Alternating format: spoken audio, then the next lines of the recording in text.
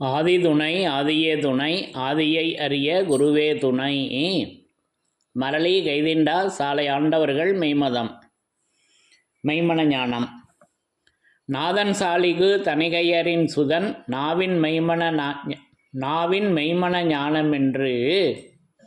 நாதன் சாலிகு தனிகையர் சுதன் நாவின் மெய்மன ஞானமென்று ஓதினோர் மார்க நாதர் என்றறிந்து உற்ற மெய்நிலை போதமே. எல்லோருக்கும் நமஸ்காரம்.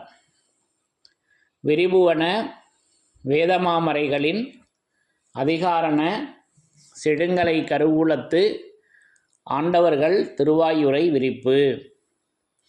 இந்த மெய்ப்பாதை வேறு வேதம் ஆசான் திருமேனி. வேதத்தை ஓதினாலே புண்ணியம். வேதங்கள் பூராவும் தித்திக்குது. திருமறை குரு பெருமான். திருமறை குரு தீன் திருமேனியர். வேத ஏட்டில் எழுதியுள்ளதை படிப்பதன் பயன் இறைவனை காண்பதுதான்.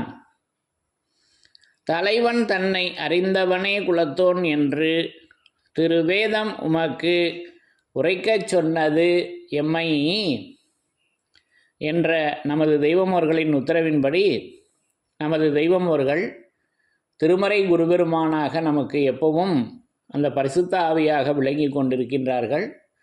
அப்போ அந்த தெய்வ திருமறையிலிருந்து யமனை வென்ற திருமறையின் சிறப்புகளை ஒவ்வொன்றாக படித்து தரிசனம் செய்து வருகிறோம். அதன்படி இன்றைக்கு எடுத்துக்கொண்ட திருவாக்கியம் நம்முடைய திருமெஞ்ஞான குரலிலிருந்து ஒரு திருவாக்கியத்தினை எடுத்துக்கொண்டேன். அப்போ இந்த திருவாக்கியத்தில் எப்படி நமக்கு வருகின்ற அந்த யமபடரினை நமது தெய்வமர்கள் எப்படி திருமறையாக விளங்கி கொண்டு நம்மளை அந்த சொர்ணபதியில் ஏற்றி வைக்கின்றார்கள் என்பதை நமக்கு அந்த அருளர்ஷிப்பை எடுத்து வழங்கியிருக்காங்க. அது என்ன என்பதை முதல்ல படித்து தரிசனம் செய்யலாம். பிரம்மோதய மெய்வழிச்சாலை ஆண்டவர்கள் திருவாக்கியம். திருமெஞ்ஞான குரல் திருவாக்கியம் எண் 5 பக்கம் எண் 68. சாதிகளின் கர்த்தாவே, ஒரு தாயின் கருவறையில் உன்னை போலவே நாமும் ஜனனம் எடுத்தோம். உன்னை போலவே நாள்தோறும் வளர்ந்து இந்த மனித உடலில் வந்தோம். பின் ஆளுக்கொரு வேலை பழகினோம். ஒருவர் உழவு செய்யவும் ஒருவர் கலப்பை செய்யவும் இப்படியே ஒவ்வொருவரும் ஒவ்வொரு தொழில் செய்ய பழகினோம். ஆனாலும் எல்லோரும் கட்டாயமாக செய்ய வேண்டிய வேலை ஒன்று உண்டு.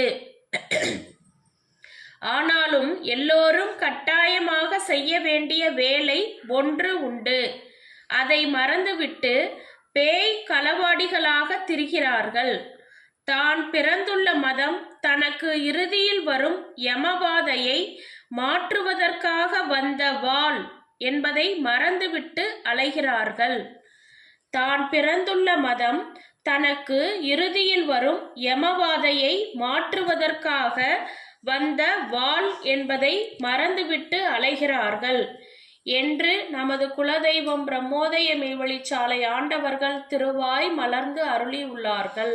சாதிகளின் கர்த்தாவே. அப்போ இந்த திருவாக்கியம் இறைவன் மதங்களை உண்டாக்கியது ஏன் 4வது திருவாக்கியத்தில் வருது அல்லவா?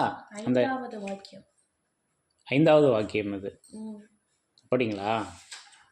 5வது திருவாக்கியத்தில் நமக்கு எடுத்து பேசி வர்றாங்க. அப்போ இந்த மனித உடலில் எடுத்த மனுவாக நம்ம பிறந்திருக்கிறோம் அல்லவா? இப்போ இதில் தான் மெஞ்ஞான மகத்துக்களும் வர்றாங்க. அப்போ இந்த மனுப்பிறப்பில் பிறந்த உலக மக்கள் அதில் மெஞ்ஞான மக்களும் பிறந்து வர்றாங்க அல்லவா? அப்போ அவங்க இந்த மனித பிறப்பில் பிறந்தவங்க செய்ய வேண்டிய வேலை என்ன என்பதை இறைவன் நிர்ணயித்து வச்சுருக்காங்க. அந்த வேலையை செய்யாமல் நான் இருக்கேன். மெஞ்ஞான மகத்துக்கள் அந்த வேலையை செய்வதற்குத்தான் அவங்க வந்திருக்காங்க. அப்போ அந்த வேலை என்ன என்பதை தெய்வம் அவங்க இந்த திருவாக்கியத்தில் இந்த பகுதியில் நமக்கு எடுத்து உரைக்கிறாங்க. அப்போ ஒரு மனு பிறப்பாக பிறந்தோம். தாயினுடைய கருவறையிலிருந்து ஒவ்வொரு வேலை செஞ்சு இந்த வயிற்றுப்பாடுக்காக நம்ம செய்கிறோம். மெஞ்ஞானத்தில் ஒரு முக்கியமான வேலை ஒன்று இருக்குது. அந்த வேலையை செய்யாமல் நான் வந்து விருதாவாக சுற்றி வருகிறேன். அப்போ அதை தான் 242வது திருவாக்கியத்தில் நமக்கு இன்னும் அதை எடுத்து வழங்குறப்ப, நம்மை ஈசன் படைத்தான், வேதத்தையும் தந்தான், அந்த வேதத்தில் ஈசன் நாம் நடக்க வேண்டிய நேர்பாதை போட்டு காட்டியிருக்க, அதை விட்டுவிட்டு தள்ளுபட்ட கடையினை போல் விருதாவாக சுற்றி வருகிறேன் என்பதை அங்கேயும் நமக்கு எடுத்து கொடுக்குறாங்க. அப்போ அந்த வேலையை பற்றி தான் தெய்வம் அவங்க பேசி வர்றாங்க. அதை நமக்கு திருவருட்குறள் 181வது திருவாக்கியத்தில் தெய்வம் அவர்களின் வேலை என்ன என்பதை நமக்கு எடுத்து வழங்கியிருக்காங்க. அப்போ இதெல்லாம் நம்ம ஏற்கனவே வேதத்தின் சிறப்புகளில் படித்து தரிசனம் செய்திருக்கிறோம் அல்லவா? அப்போ அதை தொடர்ந்து தான் அந்த யமனை வென்ற திருமறையை அந்த சூட்சுமத்தை எடுத்து பேசி காட்டுறாங்க. அப்போ அந்த மதம் எதற்கு வந்தது என்பதையும் இந்த திருவாக்கியத்தில் 4வது திருவாக்கியத்தின் தொடர்ச்சியாக இதை நமக்கு எடுத்து கொடுக்குறாங்க. ஆனாலும் எல்லோரும் கட்டாயமாக செய்ய வேண்டிய வேலை ஒன்று உண்டு. பாருங்க, இது கட்டாயமாக செய்ய வேண்டிய வேலை ஒன்று உண்டு இருக்குங்க. அதுதான் ஆண்டவர்கள் வாய்மைக்குள் ஆகிவிடுவது ஒன்றுதான் உன் வேலை, அந்த வேலை. அப்போ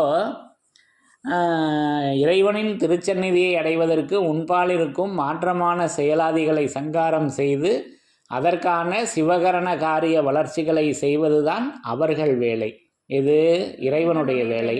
அதை பற்றி பேசுவது வேதம் என்று நமக்கு திருவருட்குறள் 181ல் வழங்கியிருக்காங்கல்லவா? அப்போ இந்த வேலையை பற்றிலாம் நம்ம ஏற்கனவே வேதத்தின் சிறப்புகளில் படித்து தரிசனம் செய்திருக்கிறோம். அப்போ இதுதான் கட்டாயமாக செய்ய வேண்டிய வேலை ஒன்று இருக்கிறது.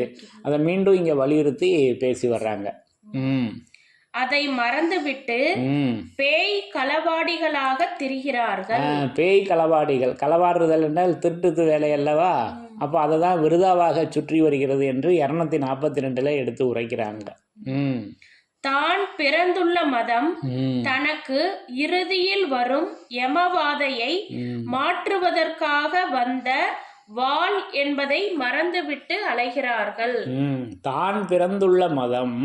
இப்போ இதில் 2 காட்சிகள் இருக்குது.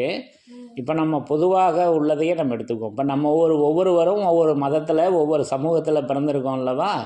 இதில் 2 விதமான காட்சிகள் இருக்குது. அது இன்னும் ஆழமான கருத்து இப்போ நம்ம போகலை, ஆனால் அதை வச்சுருக்காங்க தெய்வம் அவங்க. இப்போ நம்ம மேலான கருத்தை மட்டும் எடுத்துக்கிறப்ப, அப்போ நம்ம ஒவ்வொருவரும் ஒவ்வொரு சாதி மதத்தில் பிறந்திருக்கோம். அப்போது அந்த தான் பிறந்துள்ள மதம், நம் ஒவ்வொருவரும் பிறந்துள்ள மதம் தனக்கு இறுதியில் வரும் யமவாதையை மாற்றுவதற்காக வந்தது என்னன்னு சொல்லிட்டாங்க. அப்போ நமக்கு இறுதி நேரத்தில் தானே அந்த யமவாதையை வருது. அப்போ அந்த யமவாதையை மாற்றுவதற்காக வந்தது என்ன அப்படின்னா, அந்த வாளாக அந்த மதம் நிற்கிறது என்பதை நமக்கு இங்கே பேசி வர்றாங்க. அப்போ தான் பிறந்துள்ள மதம் தனக்கு இறுதியில் வரும் யமவாதையை மாற்றுவதற்காக வந்த வாள் என்பதை மறந்துவிட்டு அலைகிறார்கள் என்பதை என்னுடைய செயல்பாடு இப்படி தான் இருக்கு. நான் மறந்துடுறேன். பாய வைத்த பதத்தை மறப்பணும் அப்படின்னு தோத்திரம் பண்ணிட்டு மறந்துடுறேன்.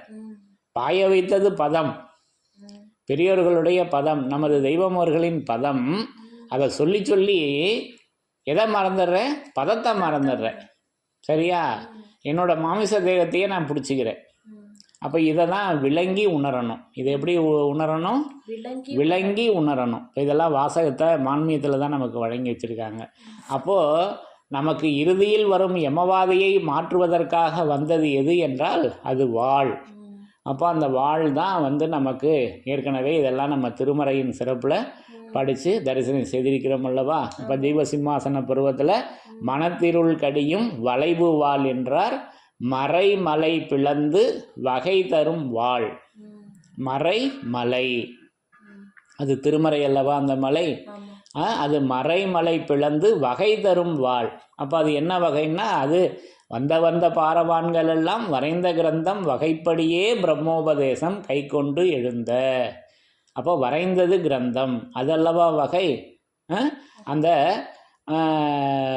மறைமலை பிளந்து வகை தரும் வாளாக நாம் பிறந்துள்ள மதம் இப்படி அது திருவேதமாக விளங்கி கொண்டிருக்கின்றது என்பதை இந்த திருவாக்கியத்தில் நமக்கு அந்த யமவாதையை அந்த யமவாதையை மாற்றுவதற்காக வந்த வாள் என்பதை நமக்கு மதமாக, அந்த மதம் திருவேதமாக, அது 104 பேசி வர்றாங்கல்லவா, அந்த ஆபத்திலிருந்து நீக்கி நித்தியத்தில் ஏற்றவே எல்லா மதமும் எல்லா வேதமும் நாமும் வந்தோம். அப்போ தெய்வம் அவர்கள் தான் மதம், அந்த மதம்தான் வேதம், அந்த வேதம்தான் நமது தெய்வம் அவர்கள் என்பதை இந்த திருவாக்கியத்தில் நமக்கு எடுத்து இப்படி நிரூபணை செய்திருக்கின்றார்கள். ஆகவே நமக்கு இறுதியில் வருகின்ற அந்த யமவாதையை மாற்றுவதற்காக வந்த வாளாக நமது தெய்வம் அவர்கள் அந்த திருமறையாக விளங்கி கொண்டிருக்கின்றார்கள் என்பதை நான் இந்த திருவாக்கியத்தின் மூலம் விளங்கி கொண்டேன் என்று கூறி, யமனை வென்ற திருமறையின் சிறப்புகள் தொடரும். தலைவன் தன்னை அறிந்தவனே குலத்தோன் என்று திருவேதம் உமக்கு உரைக்கச் சொன்னது எம்மை. யமனை வென்ற திருமறையின் சிறப்புகள் தொடரும். எல்லோருக்கும் நமஸ்காரம்.